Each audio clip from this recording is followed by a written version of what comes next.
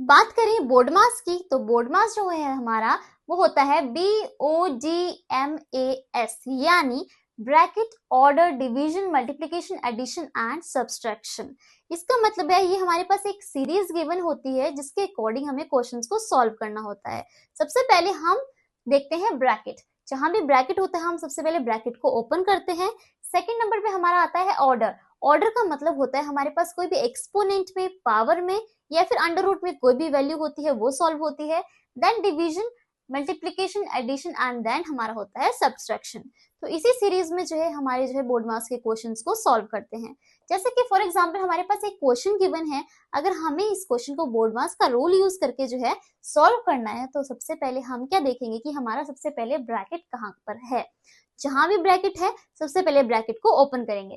अब हमने question read किया ध्यान से, तो हमने देखा हमारे यहाँ पर ब्रैकेट बन रहा है। सो ब्रैकेट में भी हमें देखना है कि जो स्मॉलेस्ट ब्रैकेट है यानी सबसे छोटा ब्रैकेट है वो सबसे पहले सॉल्व होगा।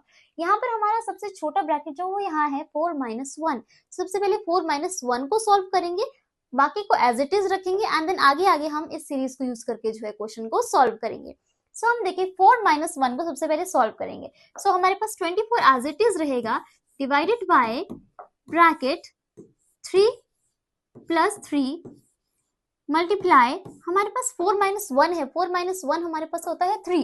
अब हमने ये ब्रैकेट जो है स्मॉलेस्ट ब्रैकेट जो है इसको हमने क्या किया, सॉल्व कर लिया। बाकी टर्म्स को एज इट इज लिखेंगे, 5 × 2 - 4। बाकी टर्म्स को हमने एज इट इज लिखा एंड हमने स्मॉलेस्ट ब्रैकेट को जो है हमने सॉल्व कर लिया। आगे देखें तो हमारे पास एक और ब्रैकेट है, अब 3 + 3 × 3। अब ये जो ब्रैकेट है हमारे पास, इसके अंदर हमें देखना है कि हम पहले दो ऑपरेशन है, एक एडिशन की, एक मल्टीप्लिकेशन की।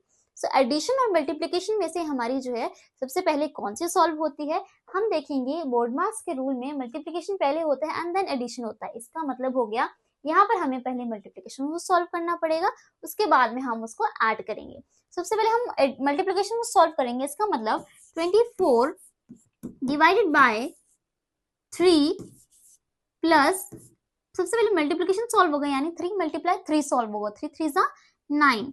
सो हमारे पास 9 सॉल्व हो गया। इसके बाद में हमारा एज इट इज रहेगा 5 × 2 - 4।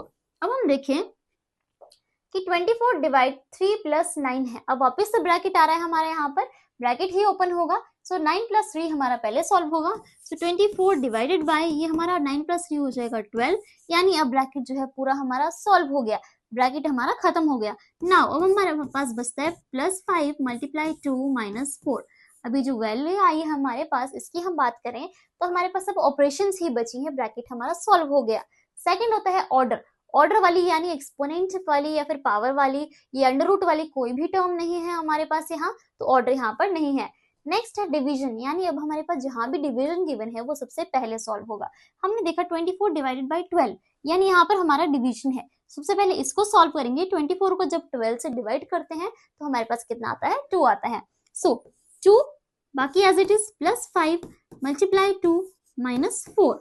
इसके बाद में हमारे पास जो टर्म आई है उसमें हम देखें एडिशन, मल्टीप्लिकेशन एंड सब्सट्रैक्शन है। तो एडिशन, मल्टीप्लिकेशन एंड सब्सट्रैक्शन में हमारा मल्टीप्लिकेशन पहले सॉल्व होता है, यानी यहाँ पर हमारा 5 2 से कितना होगा, 10। सो 2 + 10 - 4। इसके मल्टीप्लिकेशन के बाद में हमारा होता है एडिशन। अब हम एडिशन करेंगे, 12 आएगा, 10 + 2 = 12 माइनस का 4।